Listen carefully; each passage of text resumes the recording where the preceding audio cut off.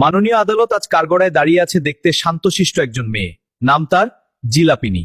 মাননীয় আদালত, এই জিলাপিনীর অপরাধ হচ্ছে সে বছরের 12 মাসের মধ্যে প্রায় 11 মাস খুব শান্তশিষ্ট থাকে, কিন্তু রমজান মাস আসতে না আসতেই সে তার অপরাধ জগতে পা রাখেন। অর্ডার অর্ডার অর্ডার, অপ্রয়োজনীয় কথা বাদ দিয়ে জিলাপিনীর অপরাধ অন্বেষণ করা হোক। অবশ্যই ইউরোনার, এই জিলাপিনীর অপরাধ হচ্ছে সে রমজান মাসে এসে ইফতারের সময় সে তার সৌন্দর্য দেখিয়ে রোজাদারের ইমোশনকে কাজে লাগিয়ে ইফতারকৃত চোনামুড়িতে এমন ভাবে মিশে যায় যা অনেক রোজাদারের পছন্দ না, এবং অনেকেই মন খারাপ করে চোনামুড়িতে জিলাপি দেওয়ার জন্য। সুতরাং মাননীয় আদালত, আমি রোজাদারের পক্ষ থেকে বলছি এই জিলাপিনীকে রমজানের পুরো 1 মাস পর্যন্ত বাংলাদেশ থেকে ব্যান করে দেওয়া হোক।